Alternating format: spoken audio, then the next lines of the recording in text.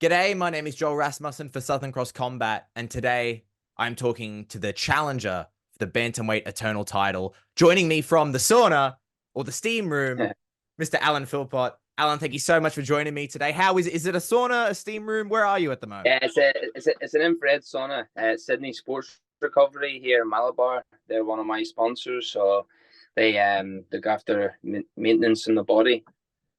So Excellent. it's How are you wicked. enjoying it? Is it nice in there? Yeah, it's good. Toasty just had a sports massage there, so no, but that was nice and painful. So now I'm just going to relax the sauna, get a ice bath, and get the body moving for tonight.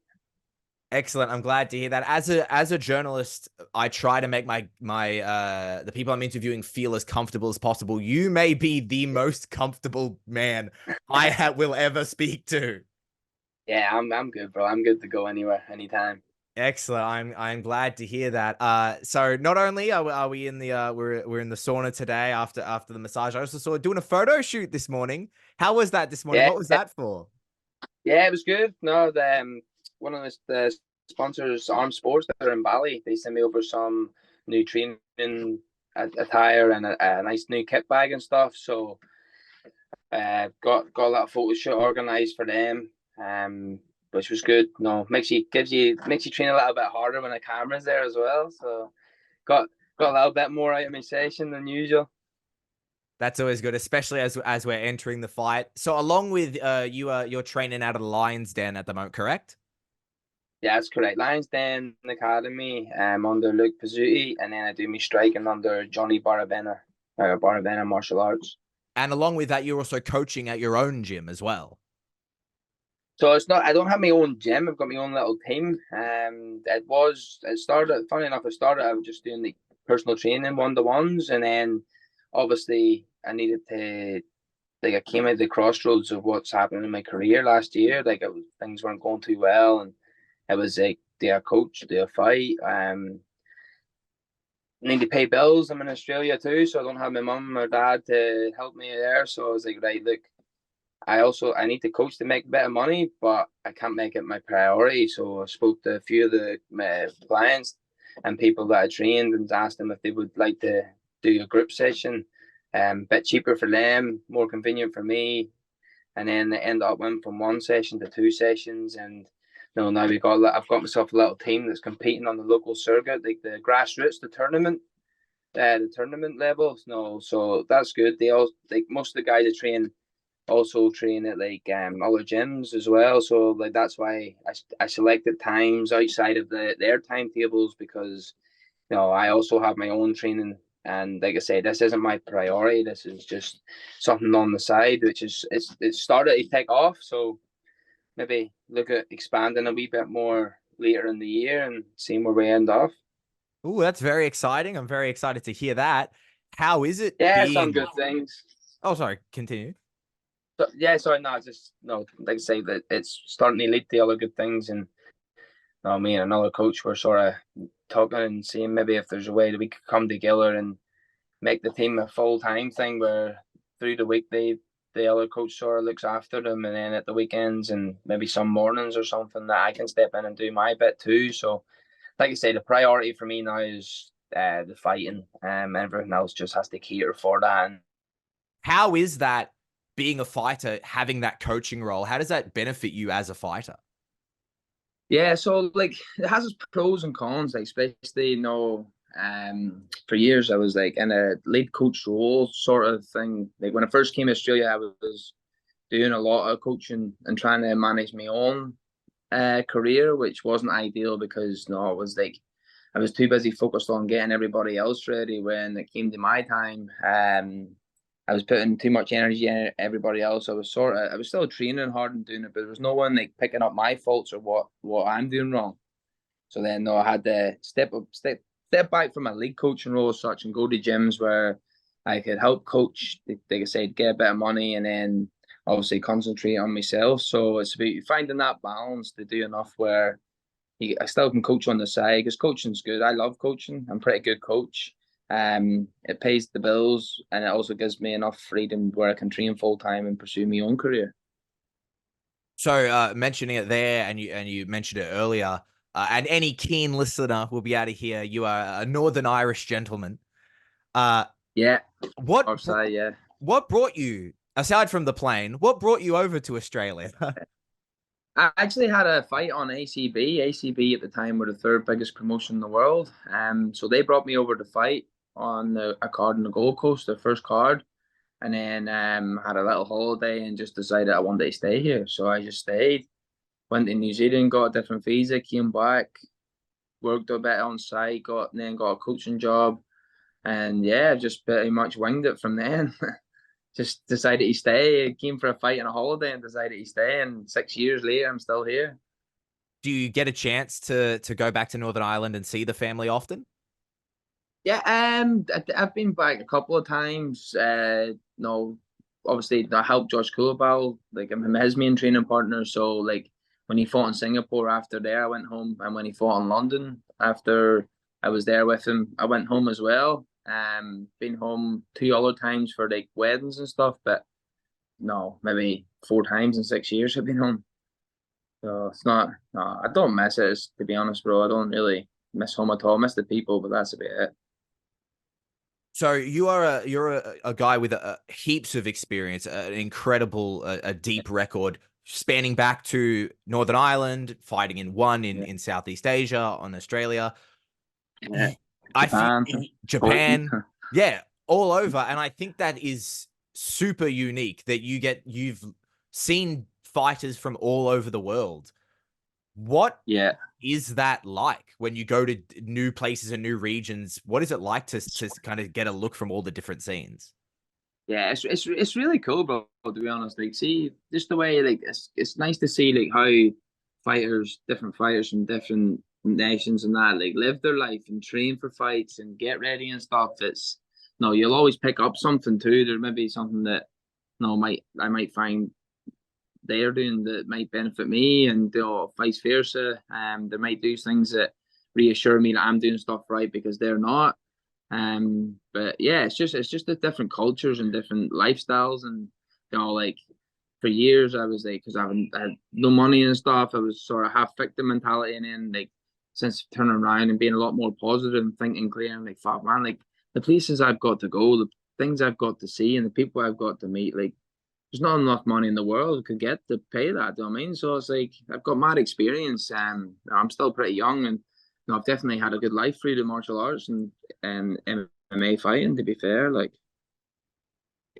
Talking about not just a man of many places. If anyone having a Google of the name, a man of many yeah, weight classes as well. Now yeah. we're fighting for the bantamweight title. How did we end up at bantamweight? So like, so I was. I'll go back to the ACB after fighting the first time, and decided to stay. Then ACB came back again, and I fought Gustavo Falsaroli. He was the main guy in Australia. Like he fought for the one title. He's fought everybody. He's been the champion of all the local promotions. He was the man, like a bantamweight. I fought him and beat him and was number one. And then I couldn't get a fight. Couldn't get a fight at all. Like shows didn't want to pay to bring me over, and in Australia I was getting offered like I was going from like big money, big enough money to pretty low money. So I was like, no, at the time I was in a position where like I deserved more, so I wasn't going to take a little local fight. This didn't really benefit me as much, and the pay wasn't good.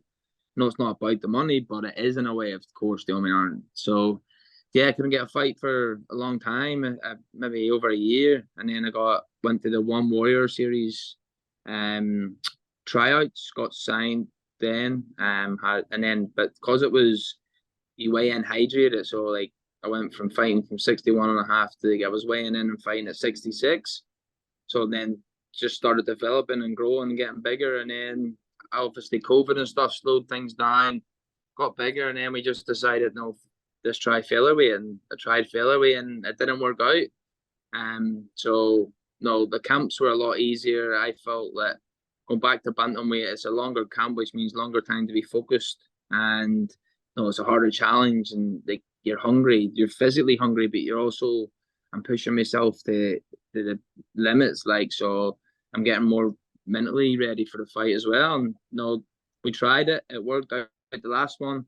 took out the #1 contender in Sean H.L. and put me in the title spot. So we're like, well, fuck, let's just keep running with it while it's working.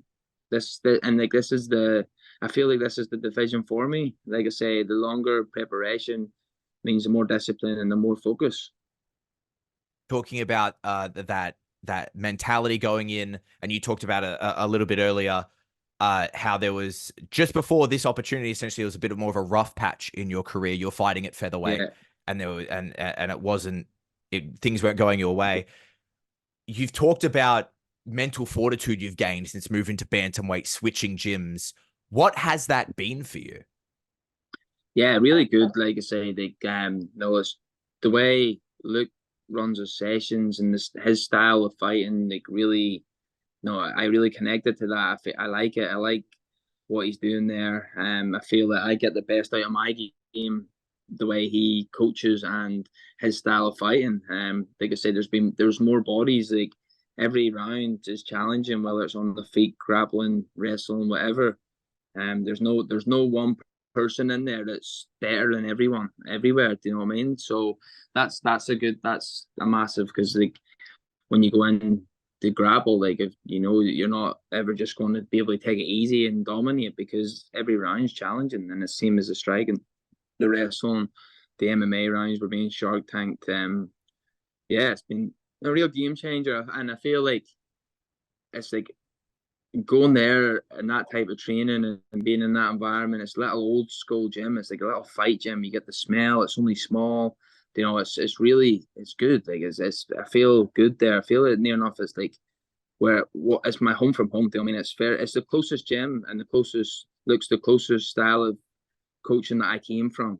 So it's like, no, it just feels right, bro. To be honest, like I travel 50 minutes in a train, or if my mate drives, it's still 50 minutes because of traffic. But like, it doesn't ever feel like, oh, we have to go travel this. It's like sweet, you know what I mean? It's worth every minute. What originally, like, how did you end up at Lion's Den of all the gyms? Funny enough, actually, that fight I was telling you about against Gustavo, like I met Luke in the sauna where I was cutting weight. He was with Corey Nelson at the time. And he actually invited me then, but at the time they were only really big boys. There was no little guys, and I just never made it out there. But we've always stayed connected on the local scene. I had fighters fighting the show and stuff, but no, I just needed a change, and then I seen the team they're dominating on the local scene and then the pro scene, and I just thought, and they're a lot younger too, bro. And like the thing is, no, I'm like, well, if I don't match these guys or get better than these young boys coming through, they're going to take over me. Like, and no, and that sort of happened as well. I've been seeing like the hype, like I fell off the hype train. Everything's with all these next guys coming through, and I'm like, well, fuck, I need to do what they're doing to get there. And like even the younger ones back home, like it all inspired me to find that younger, hungry team and a team that's doing well and that I felt could take me to the next level. And the first training session I went and I was like, yeah, that's it. I've got it. Find it. I wanted to ask you about training some of the guys you're training with at Lion's Den. Yeah, I saw a clip of you talking about it recently, and it was kind of like you were it seemed at least you were talking about they were bowling you over in ways. You had to get on top of it to stop getting bowled over in a way, and it seemed a lot like yeah. a draining perspective. I wanted to ask, is that actually a positive? Like, do you feel more like rejuvenated when you're hanging out with guys who are young and hungry and still pushing for it?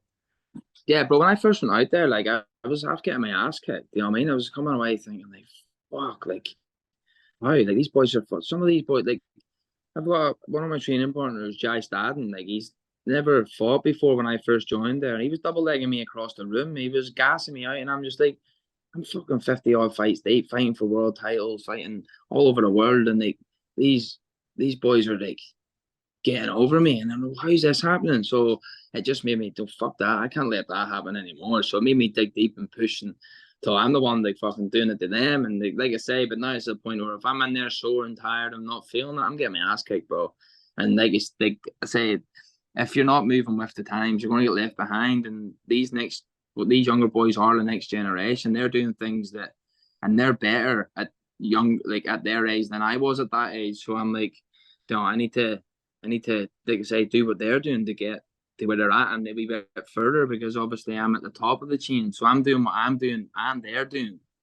So that's like a double combine. I feel like it's a new being with them has given me like a new kick up the arse really as well. You mentioned one of the biggest things, and it's evident, the grappling aspect of your game going up since joining Lions Den.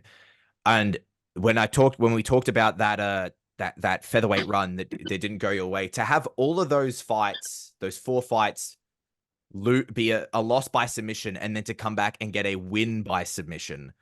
Yeah. What did that feel like? What kind of statement did you like? Did it feel like you were making a statement when you did that? Yeah, that was massive. Like, like you say, if they, to be submitted, and most of my, if you look at my record, most of my losses are all by submission, and it's a weird one because I can grapple, bro. I'm a pretty good grappler, but it's just like there's something in that fight. There when well, it wasn't something I know now because I've done a lot of therapy and a lot of inner work to find out. But I was getting to them bigger stages, and I was just like nearly freezing whenever I counted up most, and it looked like my grappling was off. But my grappling's always been there. It was more a confidence thing, to be honest.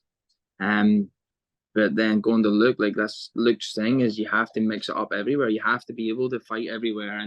And just because you got black belts or fucking national wrestlers or champion kickboxers, like this is MMA. It's not one discipline, it's everything. So, get him pushing me in that direction to use all my tools again was the biggest turnaround. And like no, I've always had it. I've just never probably had the confidence, to be honest. You talk about kind of inner work to bring that out. Are you a meditation person? What type of stuff did you go through? Yeah, I do that. I do that 2, 3 times a day. Sometimes, when I feel like I'm scared a bit, I'll just take that time out, go 10, 20 minutes, do a lot of yoga.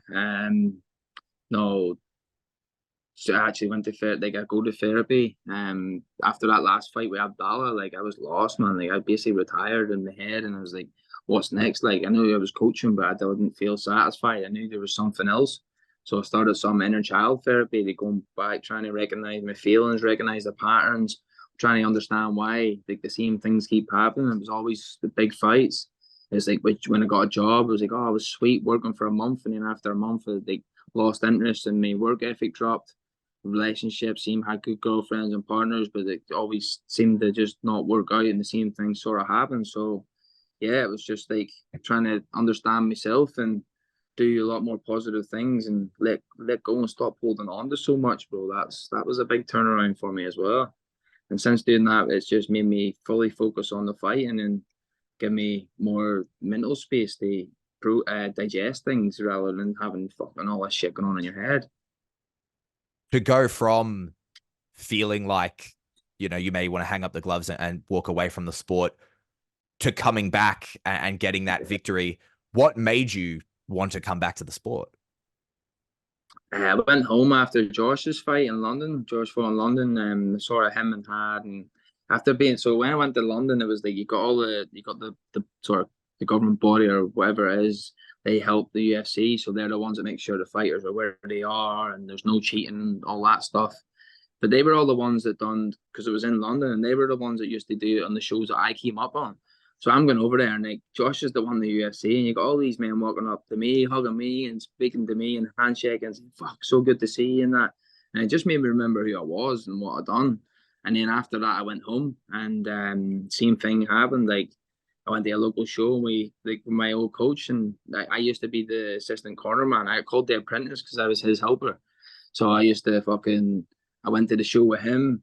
We went in corner together. They had the same thing. All these older fighters and stuff were all coming up to me. All the referees and judges, all the young fighters that are coming through. Everybody was just it just made me remember who I was and what I came from. And I just thought like this is where we go back. We go back to bantamweight now and just do it again. Like what get back to where I was after the Gustavo fight. You know what I mean? That's like that Gustavo fight was probably the best I was, and then coming back to that. It's been hard, it's been challenging, but it's been exciting too. To be fair, like you say, I was ready to just fucking hang up and walk away last year, and now I'm fighting for the title next week.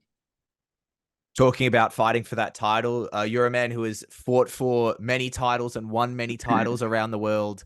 Yeah. How does it feel to be fighting for an eternal title? Yeah, you know what, bro? When I signed for Eternal, this was always the goal. Like I did want to get the boat. I wanted to get the featherweight, and then eventually drop back down to get the bantamweight. But featherweight wasn't working. But maybe we can go back up after. We'll see. But yeah, they can say this is the prestige title this side of the world, not just in Australia. No, winning this puts me number one on this side of the world too, which is massive because I'm at not the end of my career. I'm hitting my peak years now, but I've got a good 5, 6 years left. No, I don't want to be getting in there when I'm 5, 6 years time. I want to be getting in here inside the next year and either UFC or PFL or Bellator, and then finishing my career in the big leagues, getting as far as I can. Try and make a little bit of dough out of it. But yeah, it's good. Like when I win this, it'll be have the Northern Irish title, British title, the Oceania title or Aussie New Zealand, whatever you want to call it, and then on these the Europe and the world title, bro, and I've got them all and that's very doable. Man's taking the British Empire title, just going at all their countries and taking their belts. Just Genghis Khan, man. That's it. Conquering, taking over everywhere. Conquering and conquering. The man you will be facing for the Eternal Bantamweight title is Mr. Rod Costa. What is your relationship like with Rod Costa? There's been some words shared. How are you feeling? Yeah, look, at the end of the day, bro, no, we're enemies now, bro. We're going in here. Oh, sorry, 2 seconds. We're going in here. We're going in here to batter each other. Sorry, 2 seconds, bro. Went offline. We're going in here to batter each other. We both want to win. We both, we both need to prove that we are the best. But saying that, we used to get on. Things were pretty good at the start, and then he had the title, hadn't fought for a year. He said he wanted the winner of the HL and me fight in last September. I win.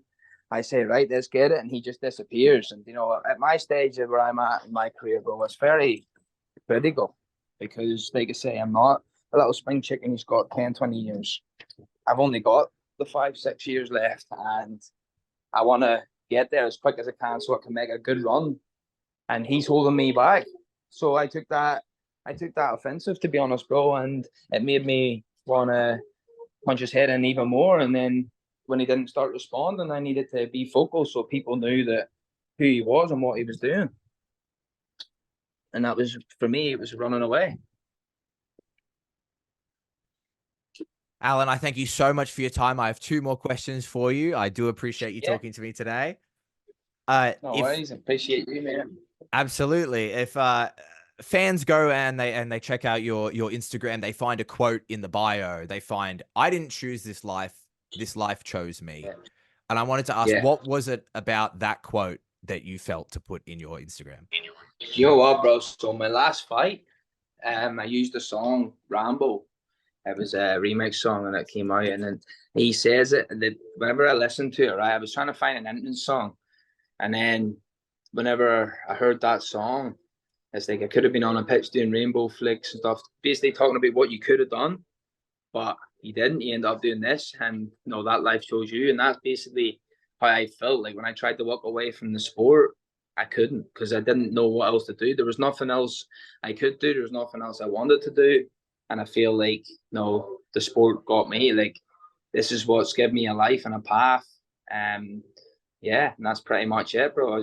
I feel like it did choose me. I didn't choose it because I've tried all different things and nothing's worked out the same as this. And finally, this is the last day I can ask you this question. It is currently January 2024. If I were to interview you in January 2025, what do you hope happens for your career in January? Not in January, in 2024. Yeah, I reckon this time next year you'll be interviewing me, and I'll be in a big promotion with an established name, and we'll be having a very different conversation of the things that went wrong, and more talking about how it all went right from September 2023. Nothing wrong with that. Alan, thank you so much for the time. I greatly appreciate you talking to me today. Yeah, appreciate you too, bro. Appreciate it, honestly. Absolutely. Best of luck to you and the team, and safe travels over to Perth. Legend. Thanks, bro.